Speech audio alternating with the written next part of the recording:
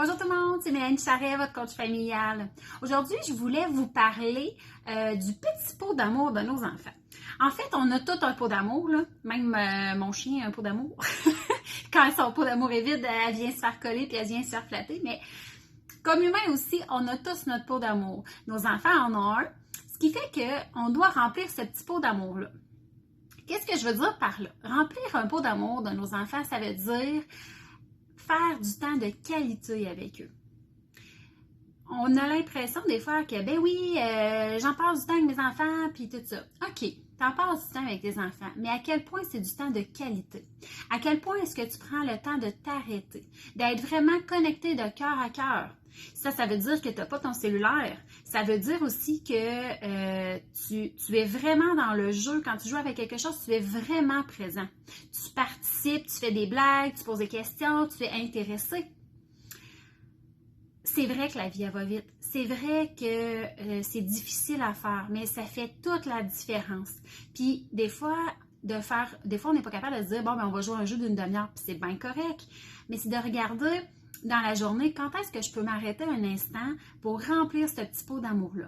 Quand le pot d'amour est plein, il n'y a pas de place pour les crises.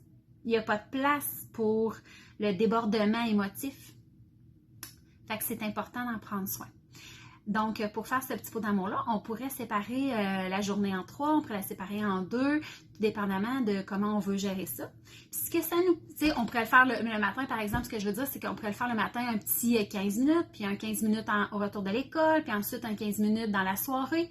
Oui, la routine du dodo, là, juste avant le dodo, ça peut faire partie de ce petit pot d'amour-là, mais il ne faut pas considérer que ce moment-là. Donc, on remplit le pot d'amour de nos enfants, on remplit notre propre petit pot d'amour. Puis en plus, ce que ça permet, c'est qu'on le met à l'horaire, cette façon de faire-là. Au même titre que si on a comme objectif d'éliminer quelques calories, c'est sûr qu'on va se dire, je vais m'entraîner le lundi soir, le mercredi matin. On le met à l'horaire, puis on essaie de s'y tenir parce que nos objectifs, on les a déjà établis. Et c'est la même chose avec notre pot d'amour. Il faut que ce soit à l'horaire. Quand les enfants sont petits, ça va bien. Tu sais, les enfants, ils ne sont pas trop occupés par autre chose. Quand ils vont grandir, même avec les ados, on doit garder ce moment-là dans l'horaire. Ça veut dire que si c'est mercredi soir puis que je dis William, c'est ton moment, qu'est-ce que tu as envie de faire? Puis il me dit ah non, maman, j'ai prévu autre chose. Alors, parfait, je vais faire autre chose, sauf que si tu changes d'avis, ce moment-là reste disponible. Je vais laisser mes choses de côté et on pourra se reprendre.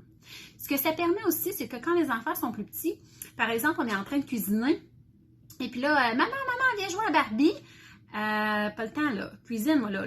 Mais c'est ce que ça permet de reporter. Ah, c'est une excellente idée, mon amour. On va faire ça durant ton moment ce soir. Tu sais, tout de suite après les devoirs, on fait un petit jeu ensemble.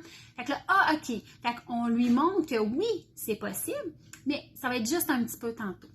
Ce que ça permet aussi, ça permet à nos enfants de se fixer qu'à ce moment-là, on va être disponible. Donc, si on a des choses à nous dire, à nous raconter, qui se passent moins bien avec les amis à l'école, par exemple, ben ils savent qu'à ce moment-là, on est vraiment présent.